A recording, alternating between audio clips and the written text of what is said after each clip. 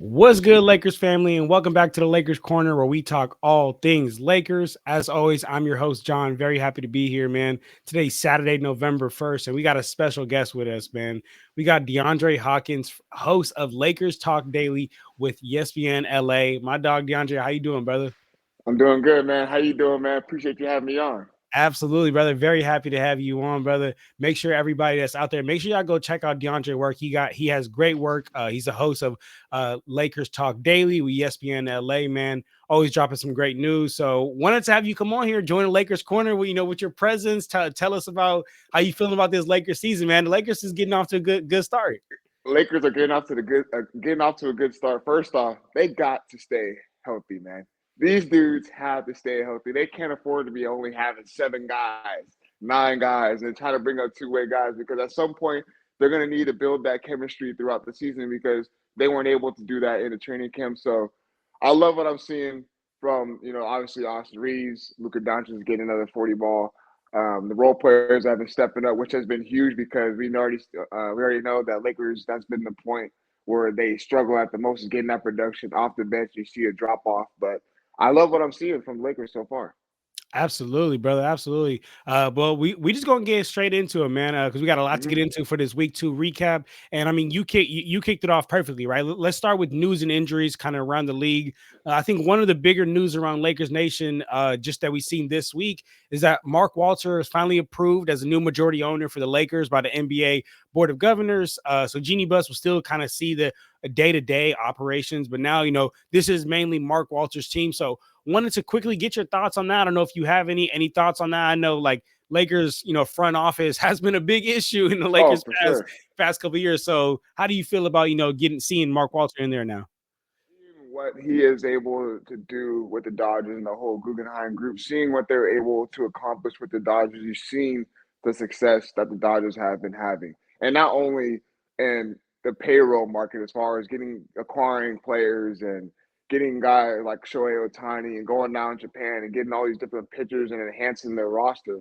You got to look at the resources that they're able to get as far as the equipment, the facilities, the nutrition, hell, even if it comes to flying and getting to and from places, like they're able to accompany that for the Dodgers roster and the Dodgers front office. And that's what you love to see, giving them all the right resources to be a successful franchise. That's why they have the chance to repeat tonight against the Blue Jays because they have the right resources. They have the proper equipment. They have the proper front office that are going out there and doing things that are necessary to win. The Dodgers are in a win now mode. And you already seen the reports that the Dodgers broke baseball. They're all this different stuff that they're cheaters and how they're able to do all this, and and now it's starting to get to the point where people are tired of seeing them.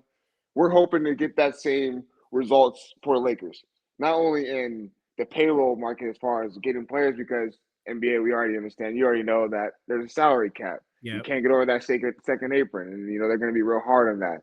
So it's a big difference as far as that. But I mean, from what I was told is they're going to be looking to upgrade a lot of things as far as nutrition, as far as getting their proper equipment, the proper facility, all that different types of things that were enhancing these players in a different way that we haven't seen in a long time. Absolutely. And I know they already got that new facility. I don't know if you've seen that, but they already got that new facility. And honestly, I love what you said about they give their player the best possible resources. And honestly, I know this is the Lakers corner, but big shout out to Mark Cuban and the Mavs because I feel every Yeah, NBA player that I hear talk about the Mavs, they say Mark Cuban goes to all of the resources and provides their players absolutely everything. And that was honestly one of my biggest problems that I had with with like Jeannie Buss and kind of the way that the Lakers organization was ran. It was ran more of a family business instead of a team that's trying to go and win a championship. So I personally love to see Mark Walter now being at the helm, and yeah, exactly like how you said. I feel like money will be no no challenge issue, here. no issue at all, brother. No issue at all. Absolutely. So I love to see it here, brother. And then let's talk about some injuries that we've seen here this week. We still LeBron James is still out, expected to make his debut, mid-November. We seen Gabe Vincent. He went out with a really bad sprained ankle, rode his ankle real bad. Luka just came back last night. I mean, had a 44-point double-double on his first night back. Wild, right? And then got Marcus Smart back, but still no Adutero, no Maxi Kleba. just kind of wanted to get your thoughts on the Lakers injury so far. And also follow-up question is like, do you feel like JJ Redick's done a good job of like handling rotations with Mm, injuries? Because it's been a lot of early injuries in the season. mm. Uh, to touch on the injuries first, Maxi Kleber, I mean, hopefully he gets back soon. We really haven't seen him much in a Lakers uniform besides that one game where JJ Right. Redick had to put him in that Timberwolves series, and we are like, "Hey, Maxi Kleber has got no real minutes, and you're already throwing him in a critical playoff game against the Timberwolves." But hey, JJ Redick knows something that we don't. So hopefully we get to see him back because his size and his ability to defend and actually extend the floor, allow a lot more spacing on the offensive end can be very useful. Adu Thiero, we don't really know much about him. Arkansas guy, of course, told that he was super athletic, Yep. uh, can run the floor. Shooting wise, don't really know how much he can shoot. I saw some numbers that he really, as he's going to have to do a lot of improvement as far as that in that realm. So hopefully he can come out and bring a lot of energy. That's what I was hoping to get from a guy like him. Energy and hustle, diving on the floor for loose balls, getting out, run the lanes, utilize your athleticism. And then as far as LeBron James, I mean, I've seen reports that he could be missing extended time. So I hope that's not the case because LeBron James, everyone I know we're riding the wave right now with Austin Reaves, and he's getting a lot of success. He's been balling out. He's my early, he's going to be an all-star. I'm telling you right now, if he continues to play like this, when is Luka Doncic and LeBron James in there? And I just want to say this one thing. Stop with the narrative that LeBron James, Luka Doncic are holding him back. I've been seeing these narratives that they've been holding him back. No, man. If anything, they are enhancing his play. The only reason why he was getting 15 to 20 points with them is because they were struggling to figure out who needs the ball in this possession, who needs the ball in this. And it all comes down to JJ Redick being able to drop a scheme to where it benefits all of them. So I feel like with them on the court with them, he's still going to be an all-star. Um, but LeBron James is a critical part, whether people like to hear it or they don't like to hear it. He is a critical part of this Lakers team. When it comes down to the playoffs and when it comes down to who you can rely on late down in the stretch, you're going to need LeBron James on the Lakers roster, and you need him healthy and playing. So that's for the injuries aspect. And Marcus Smart's got to stay healthy too. He's going to have a lot of lingering injuries going on throughout the season. We're already seeing it early on. It's going to be a thing. So I hope Laker fans understand that he's going to be in and out of the lineup quite a few because I mean he's coming off of a lot of injuries and they're going to be lingering, and we just got to understand that from his perspective. But he does, we see what he does on the floor. He does bring that fire. He does bring that energy. He's chirping at the refs. He's chirping at the other team. The Lakers are missing that last year. They're missing that guy to go in there and just create havoc, be in guys' face, frustrating the other opposing teams and leading that into other end and getting buckets, going out and run. So it's great to get an addition like him, especially he's a vet. So, but as far as the follow-up question is, what was the follow-up question again? I'm sorry. No, the follow-up question is like, do you think JJ Redick's done a good job of handling rotations with having so many injuries early Hmm. in the season? Yeah, I think he's done a great job, man. It's really early in the season to say that, but I mean, look what the job he's been doing with Jake LaRavia, Jared Vanderbilt.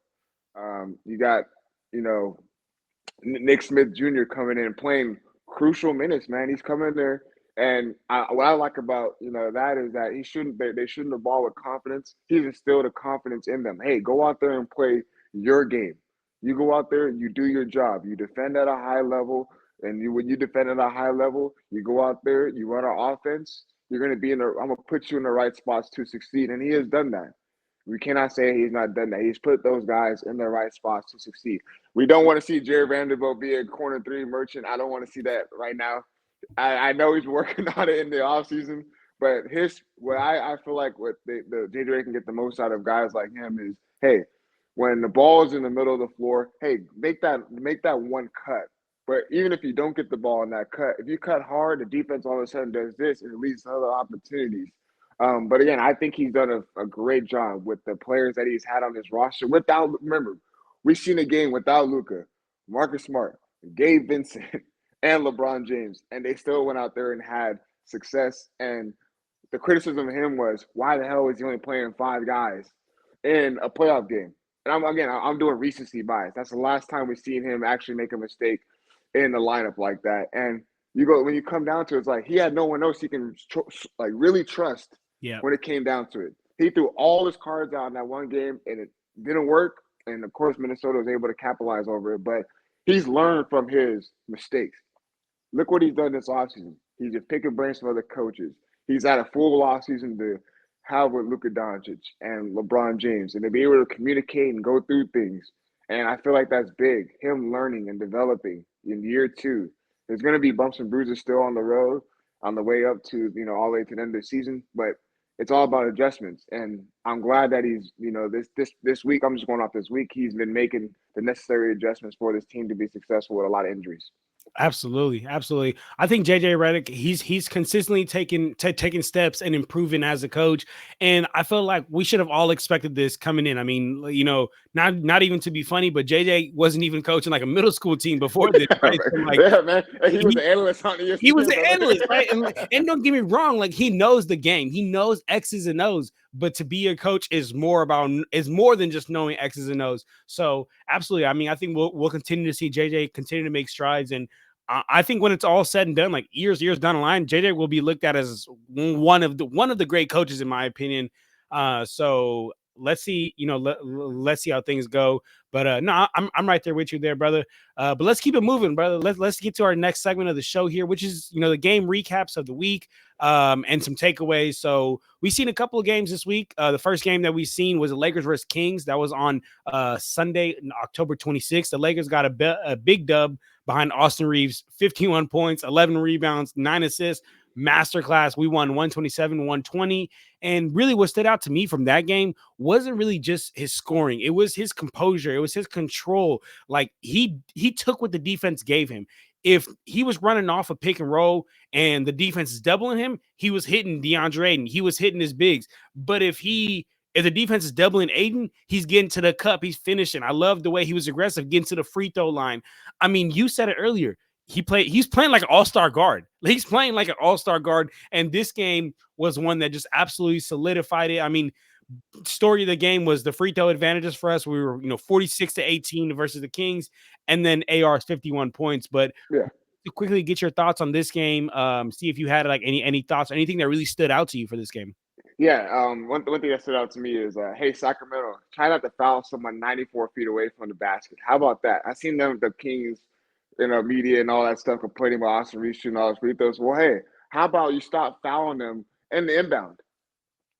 Come on. As simple as that. Like, come on, man. Let's be realistic. Like, I know NBA, how it is now, very high scoring. There's going to be a lot of, ticky-tack fouls, whatever the case is. But I just love the aggressiveness that they all are playing, how they all are playing. Getting to the basket, not settling. I was very big on that. I don't like one-on-one ISO ball. We all stand and watch one guy try to go to work.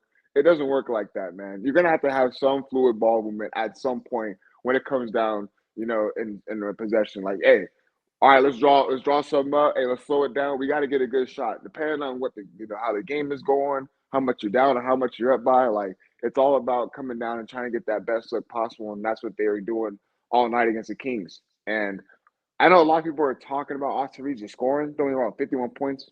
It's phenomenal. But we got to talk about it facilitating as well.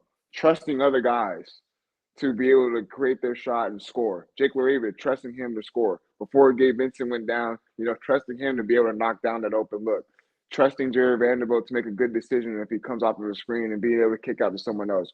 Rui Hachimura not settling, actually utilizing his size, getting to that mid-range, his bread and butter.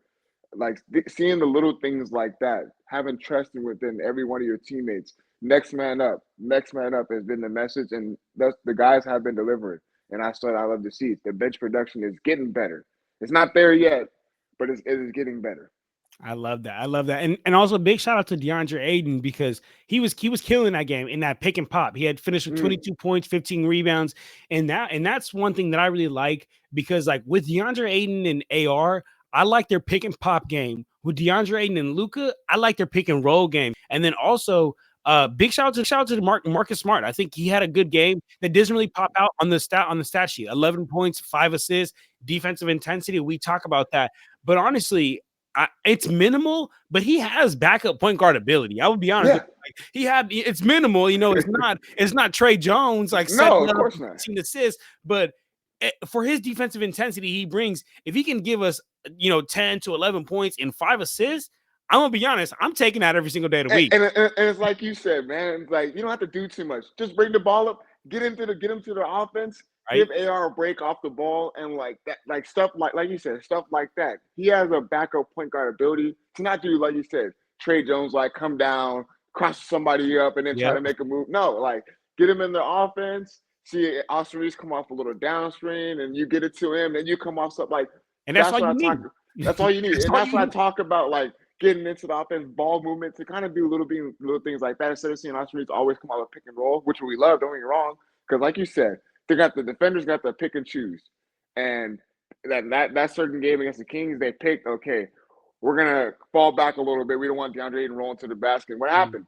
Floater in the lane. Floater 51 in on the your head. yeah, 51 in your head. So like that's a great point you bring up. Like, hey, sometimes let's bring Austin Reaves off the ball a little bit. And that's the stuff I'm talking about. JJ Yep. making adjustments. You've seen that. Hey, Marcus, you bring it up. Or Gabe, you bring it up. AR, you come off of this. And you see it. You see it. Absolutely. Absolutely. And I think that's a great transition, DeAndre, because the next game, Lakers versus Blazers, we lost 122-108. And I think one of the biggest reasons we lost is because the Blazers realized, oh, snap, AR is the only player that can generate offense on this team. Let's full court press him. Let's Yep. get him gassed. Bro, they were throwing so many bodies his way. And exactly to what you said, we had nobody else that was playmaking. We had nobody else that was generating offense. Nobody was able to bring the ball up court. I mean, we had 23 turnovers in this game, and I guarantee to you, DeAndre, probably like 7 of them were just trying to bring the ball up court when Yep. AR wasn't on the court or AR is getting full court pressed. Besides the turnovers, it was the fact that we went 7 of 25 from the 3-point line as a team. I mean, Yeah. just for quick context, Donnie Avdia himself hit 5 3-pointers that game. He hit less 3-pointers in our entire team. So I mean, like AR showed up, he had the 41 points on 59% from the field. But to be honest, brother, like we cannot rely on AR to doing that. And I love the point that you made about just asking Marcus Smart to bring the ball up court. Like we said, we're not asking you to generate offense, come playoff. But we're asking you when AR is getting full court pressed, allow him to be at the other end, play a little bit off ball, and have somebody that can be able to bring the ball up court and make Yeah. something happen, man. So I mean, I think that's the exact reason that the Lakers lost this game is turnovers, 3-point shooting, and then lack of being able to generate offense outside of Reaves. Yeah. And Lakers gotta, there's certain games we've seen that they gotta get off to a better start. Get off to a better start. And I'm surprised some of these teams haven't really taken advantage of their slow start. I know we're gonna get into the Timberwolves and the Yeah, Grizzlies game, but I'm just seeing last night like they got off to a slow start, man. Again, in that the Grizzlies game and against the Timberwolves game, and a team like the Trailblazers, who they play hard. I know Chauncey Billups isn't there, but Thiago Splitter has done a great job filling in and getting those guys to play hard. And again, you got Drew Holiday, a vet, a champion. You don't tell me he's not going to go out there and pick up Austin Reaves full court and make him work. No, he's going to do that. And like, I mean, I saw Caleb Love in there picking guys up full court. Like you mentioned, Jeremy Grant, like they were wearing the Lakers down. And honestly, the Trailblazers didn't play that good of a game. absolutely. And but what happened was, the Trailblazers they realize it. They only have 7 to 9 guys. Austin Reaves is their main scorer. They game plan that game really, really well. And turnovers have been the big story for the Lakers. They tend to turn the ball over quite a few. And I hope it starts to die down as you start to get Luka Doncic more in the lineup and get a little more offsetting plays, getting Luka off the ball, Austin Reaves off the ball. I hope it does die down a little bit, but you mentioned it, man. The reason why they slowly lost that game is because the Trailblazers came out there, played hard, picked up 94 feet, which the only other team I really see do that is the Indiana Pacers that really go Right. out there and love a game like this. The Trailblazers, that team in the Western Conference who love a game like this. I mean, the Trailblazers are 4-2 for a reason. Come on. Sleeper They this just year. they just beat the Denver Nuggets. Come Right? I on. mean, like playing good basketball. So again, that's why my biggest point. I know we're gonna transition. My biggest point. I always say it on my Lakers podcast. Every single game in the Western Conference is important Absolutely. because we seen the seedings last year. It's literally like this. Mm-hmm. You one game can make a difference. You own that tiebreaker, it can change you from being a 6 seed into a 4 seed, or a 6 seed into a 3 seed. And that's how tight the Western Conference always is. Absolutely. And so then let me ask you a question, and specifically regarding to that Blazers game, because Mm-hmm. like I said, we didn't have many bodies out there because a lot of players were hurt. Mm-hmm. Austin Reaves was gassed because he's getting full court pressed every single time he brings the ball up court. We have nobody else that can generate offense. So then do you count this loss as us just, being tired and missing bodies?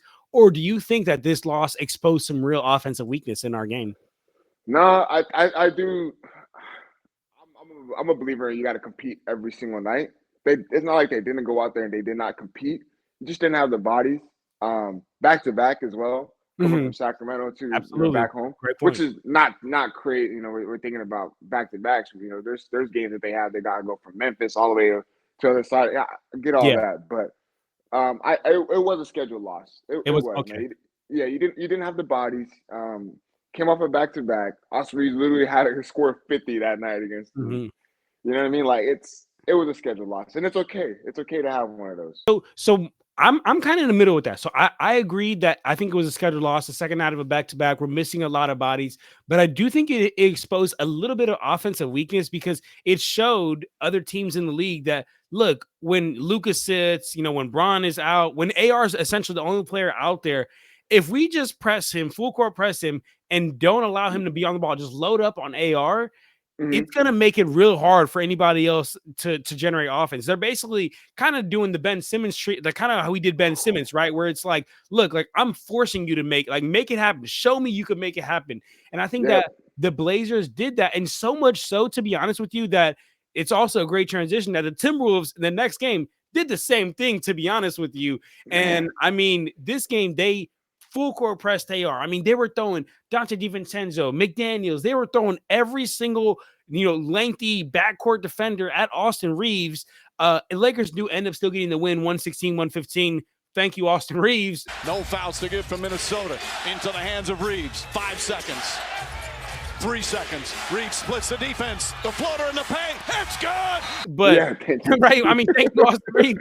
But I think that to kind of like point those two together, the Blazers show the blueprint of like, look, when AR's the only one playing, you full court press him, you load up on him, and you force other players to beat you. And then the Timberwolves did the same thing next game, and it kind of worked again if it wasn't for AR having the game winner, if it wasn't for Jake LaRavia having a great game. But Yeah. kind of wanted to touch on that, and I want to get your thoughts on that Timberwolves game because that was honestly the best game in the season, in my opinion, so far. Yeah, so far best game of the season, and Austin Reaves did a good job that game as well, Mhm. facilitating, getting the open man, making him, and Jake LaRavia.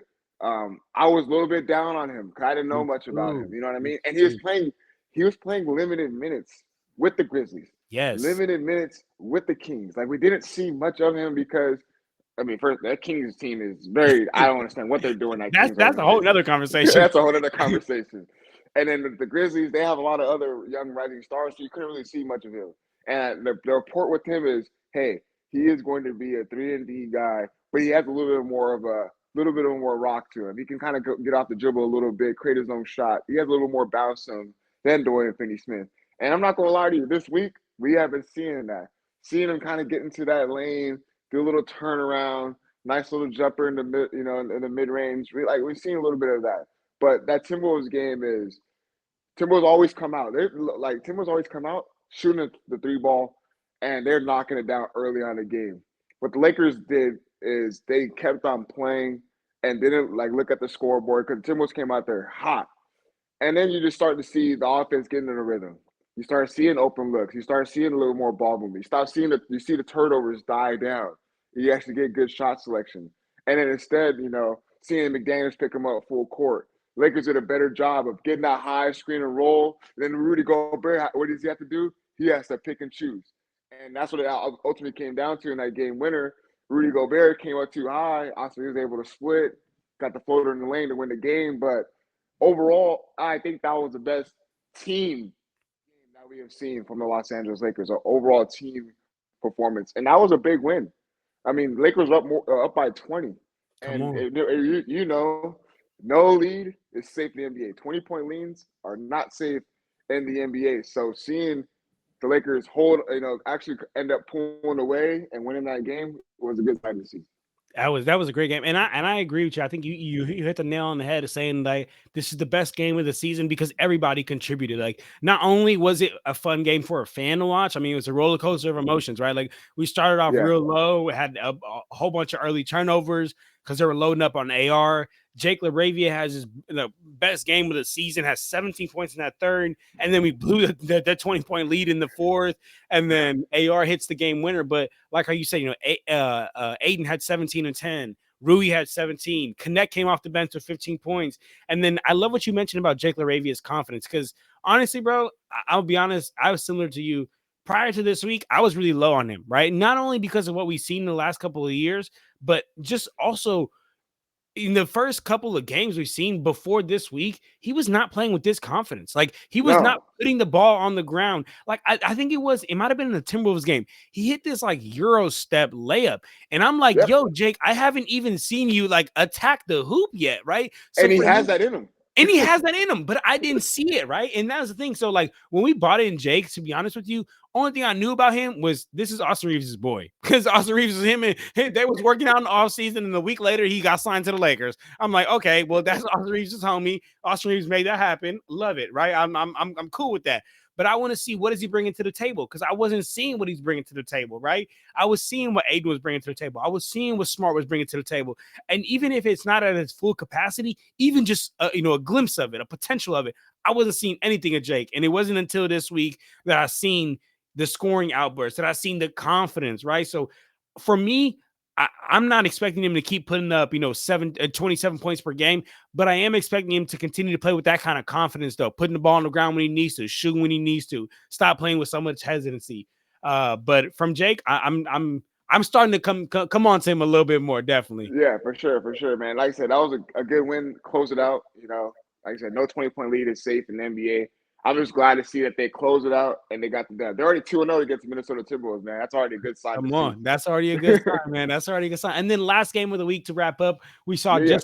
just last night the Lakers beat the Memphis Grizzlies 117-112 behind, like we said earlier, Luka Doncic's 44-point double-double on his first night back from injury, and it didn't take him long to get going. Had 13 points in that first quarter, but essentially the story of this game, brother, was just basketball being a game of runs. The Grizzlies go on that 33-11 run in the second quarter. Then the Lakers go on that 18-5 in the third quarter, and then that 21-6 in the fourth quarter to seal the game. Just wanted to see if you have any thoughts here on this game. Gritty team. The Memphis Grizzlies are a gritty team, and I want to see if you agree with me on this, man. Talk to me. I don't understand the substitution that the Grizzlies were doing last night. It reminded me of my college team. My college, we played 5 in, 5 out, and you can never really get in no real rhythm. And it was just really weird to see that because we normally don't see that in the NBA. 5 in, 5 out, constantly subbing, lineup changes, all this stuff. And don't get me wrong, the Grizzlies went on that run to close out in that first half. And we're like, oh snap, they're up by 14. Right. The Grizzlies are getting real production from their bench.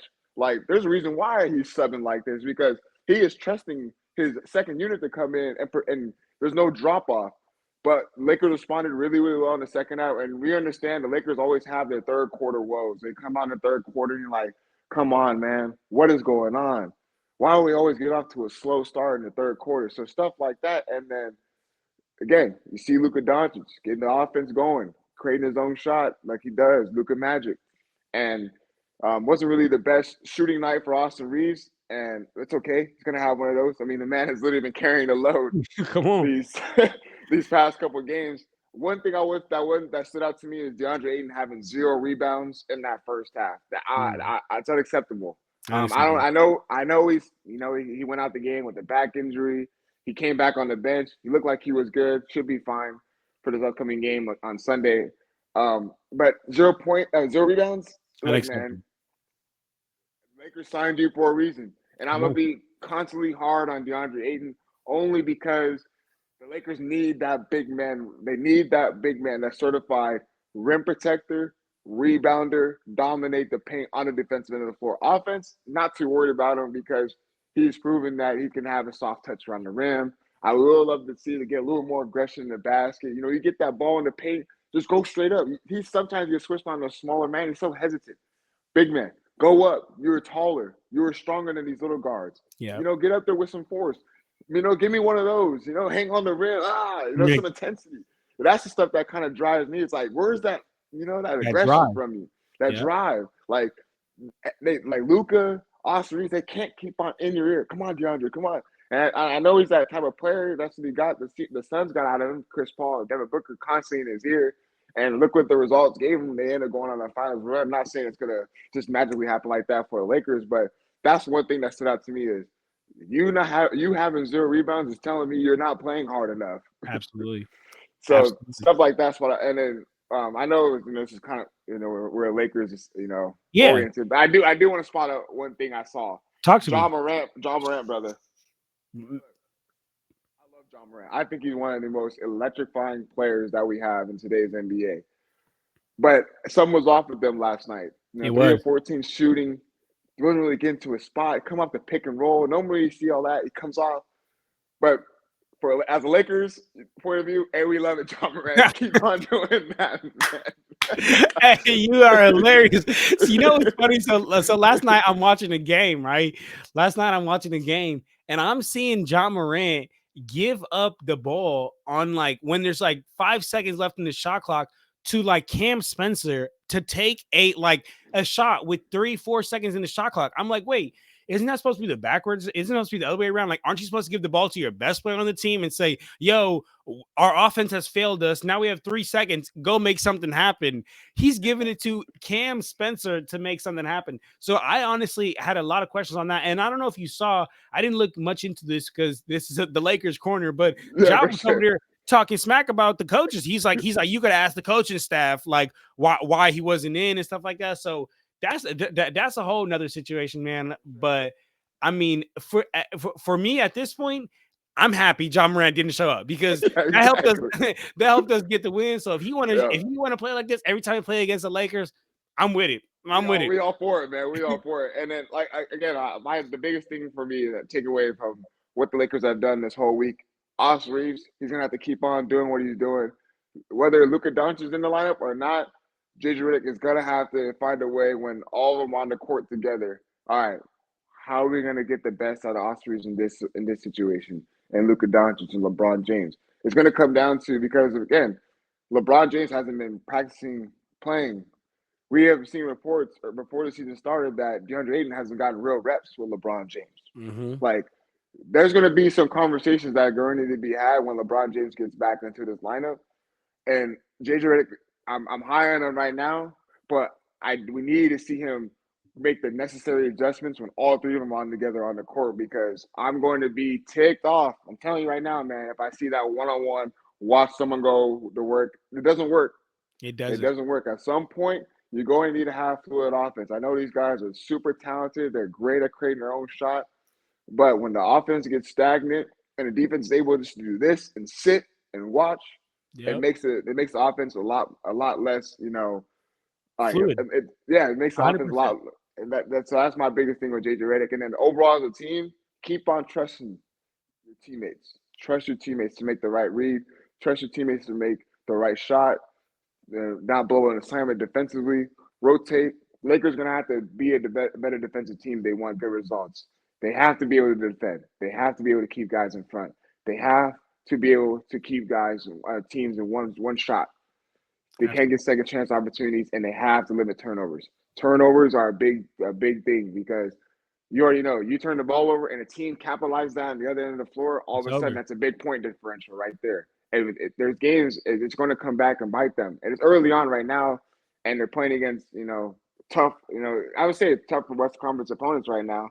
But when it comes down that, later on in the season and, fatigue starts to real set in after a long 82 game, I know I'm thinking ahead, but I'm just telling you, those are the things I see. It's trust your teammates. JJ Redick, you're going to have to make adjustments every single night, the necessary ones. And then being able to not get off the slow starts in games and also start the game off hot in the second half. Those third quarter woes cannot happen. They cannot happen. Absolutely, brother. And I love what you mentioned about JJ just creating fluidity within the offense because I think that a lot of times our offense just starts with it a lot of times, honestly, even just basketball today, not just the Lakers. I think even just basketball today is a lot of times more just like read and react. It's a high pick and roll. It's a high pick and roll with your best ball handler with the ball, and then you're just seeing what the defense does. If the defense pulls you throw the lob. The defense, helps, then you hit the shooter in the corner. If the defense doesn't help, you go to the hoop. But I think and don't get me wrong, like I said, that works, and you can do it with Austin and Luka. But I think that the best way and the way you get the most out of these players is when you can get an easy bucket for Austin and Luka, like drawing up a little backdoor cut or drawing up a little play to get them going. We can, if shit hits the fan, oh my God, Luka and Aiden pick and roll. Let's find something. But every time relying on that, it gets a little predictable. I'll be honest with you. It does, man. And you see it, teams are able to zero in on that, and all of a sudden, shot clock's winding down. We get a step back, a long 3-pointer from Luka Doncic. Does he hit him sometimes? He does. But and we're like, oh, there goes another Luka magic. But at times when he's not hitting it, and guess what the other team's doing? Outlet, layup. It's like, all right, here we go. Timeout, Jason Redick. What the hell are we doing? It's like, nah, man. That's your job to be like, hey, this play right here, let's go. Whatever action they're calling. You see a down screen come off the screen, then you see Luka, something like this. A lot more player movement, man. That's the stuff I like to see, because you, at the end of the day, if that play dies down and you don't get that good look, you can always bring it back out. All right, man, it's time for a pick and roll game, 2-man game. Come off it. I see the defender overhelping, like you said, kick out, stuff like that, the little things. And I know JJ Redick's going to do it. He's been on that. He's a vet for a reason, man. He's an NBA vet for a reason, and he's going to put these guys in the right spots to succeed. Absolutely, brother. Absolutely. All right, brother. Let's go ahead and get to our last segment of the show here, which is the up or down report. I have some statements here, and I'm gonna let you know what the statement is, and you let me know if you're up on it, mean you agree, or you're down on it, mean you disagree. We can get into it a little bit. But let's go ahead and get into my first up or down statement. You said it earlier, brother. You said you believe Austin Reaves is going to be an all-star. So I think your answer on his, I think I know your answer on this, but my statement is up or down. Will Austin Reaves be an all-star this year? Up. I truly believe if he continues to play like this, come all-star break, guarantee he can be an all-star. I guarantee it. It's just going to be tough because of the way the all-star is now. It's like Team World versus, again, they always change up the all-star format. They just need to keep it plain and simple and just try to get these guys to at least play a little bit harder. But that's another topic. But I'm up on that. I truly believe that if he continues to play like this, and I'm not saying 40-point nights, 50-point nights, but like 25, 20 to 25, but also his assist numbers are up, his rebounding total is up. Oh, there's no point. There's no reason why he can't be an all-star. Absolutely. Honestly, for me, if we're still going off the regular all-star like West and East, I want to see how this season is going to play out, to be honest with you, because I want to say yes, but I have a hard time going with 100% yes, only because I think when Luka, is back more, which, I mean, we just seen him come back, the ball will be a lot more in his hands, right? And if the AR has the ball in his hands, I think for sure he'll be able to land an all-star spot. But if Luka has the ball in his hands, the competition in the West is already kind of tough. So I think it'll be a little hard, but I would definitely love to see Luka. To see AR there as all-star, because I think we can guarantee Luka, and irregardless of what happens to LeBron, LeBron is a lock here. Luka and LeBron are locked. So if we could get 3 in there, that would be amazing. I'll be honest. That'd be for sure. I agree with you. Okay, all right. Let me ask you another question here, brother. That's been going around a lot. Still revolving around Austin Reaves. Up or down? Is Austin Reaves capable of being a true number 1 option in the NBA, whether on the Lakers or they're on another team? But you tell me what a number 1 option is in DeAndre's mind. Dang, that's a really good question. You know what, man? I'm gonna be down on it because I think we're riding the wave right now. Early on in the season, when teams start to get real scouting reports and start to figure out, okay, he's getting to these type of spots. As far as him being a number 1 on any other team, I don't buy on it yet, just quite yet. Him being number 1 on someone else's team. My number 1 I think about is, of course, Wemby, the number 1 guy. You can trust him to get you a shot, but guess what? You could trust him on the defense of the floor to clog it up. He's gonna get a block. Hell, he's gonna even put the ball on the floor after he gets that rebound, and everyone else is able to run the lane. Number one guy. If we're talking like guard perspective, Sixers have been playing really well. Like Tyrese Maxey is the number one guy. You could trust him to get you that bucket. I'm not saying Austin Reaves, you can't trust him to do that, but Tyrese Maxey also gives a lot of energy and effort on the other end of the floor. There's times where the Austin Reaves defense dictates his offense a lot. I mean, there's so many other guys who I count at number ones. But as far as Austin Reaves being that true number one, where teams have to, trust him to kind of ride the wave for an 82-game season, kind of down that just right now. I'm right there with you, brother. I think I have to go down because I'm a big believer of like I need to see it to believe it, right? And don't get me wrong, like I've seen it, we've seen it in these last couple of games, 41, 51, a game winner. And then even last year, like when the Lakers were shorthanded, he averaged like 25 points per game when the Lakers were shorthanded. But I think when we say a number one option, like you got to prove that you can do it more than just a couple of games in the regular season. Exactly, right. More than just a week, but more than anything, more than in the playoffs. And one thing I love Austin. Austin's my guy, but one thing we can all be honest on it here is that the performance has dropped off from regular season to playoff, which is understandable. Like the basketball is different from regular season to playoff. But for me to say I could trust you being a number one and you're capable of being a number one, you got to show me you have that ability. And honestly, I think he's shown he has the ability to carry games and be a number one option in games, but be a number one option on a team. I'm down on that still. So I'm right there with you. Yeah, just real quick. I mean, when you look at the other Western Conference teams like the Timberwolves, their number one guy, you already know, Ant-Man. They're going to give the rock to him. And guess what? Ant-Man is going to also defend. Yeah. He plays hard on that end of the floor. So you trust a guy like that. The Golden State Warriors, you understand who their number one guy is. And, there's no need to talk, there's no need to even discuss about that. And I'm just trying to think of other Western Conference, teams who have the number one guy. Like, you can trust them 82-game season. You can trust them. Shai Gilgeous, you can trust him 82 games of the season, but guess what? He's going to deliver in the playoffs. And I'm not, it's not fair to Austin Reaves to compare him to a skill level like that. But, 100%. We were talking about solely number one guys, those are number one guys you're looking at. 100%. I'm just looking at in the Western Conference tier that you can trust 82 games and also in the playoffs. 100%. Because like you said, a number one guy needs to be at least in my opinion, needs to be a two-way type player who can do a little bit of everything, man. So okay. And then last question I'll have here for you, brother. Last up or down, and then we'll go ahead and get out of here. Is up or down, DeAndre? Will the Lakers finish as a top 4 seed in the West this year? Top 4 seed. If Timberwolves keep on playing like this, Trailblazers they're riding the wave right now. Yeah, they're eventually gonna be in the mix of a playing team. Mm-hmm. Memphis is gonna be a playing team. Golden State, I think they're legit. I think people are not giving them much credit. I'm just going down the list real quick. The Spurs, I'm not, 5-0. I get that.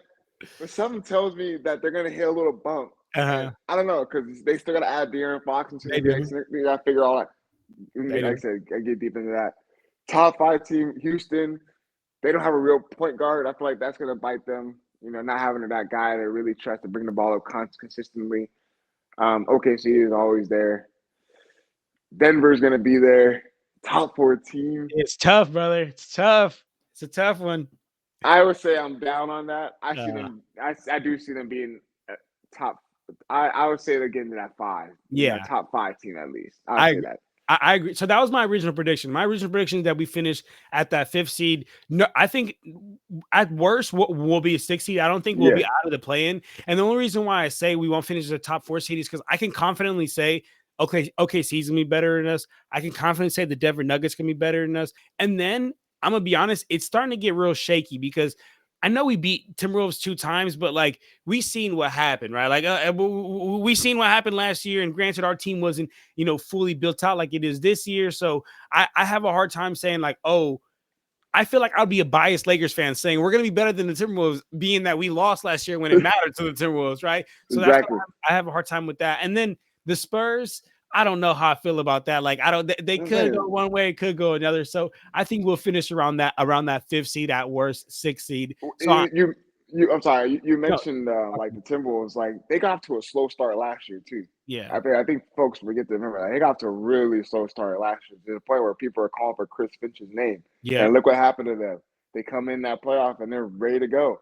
Anthony Edwards taking them to a Western Conference Finals once again. yeah. They And got a playoff now built team, they honestly. got a playoff built team. They're missing Nikhil Alexander-Walker. I felt like that was a big piece that they missed out on. But it's not like there's going to be a drop off. They trust their two-way, their second year guys for a reason.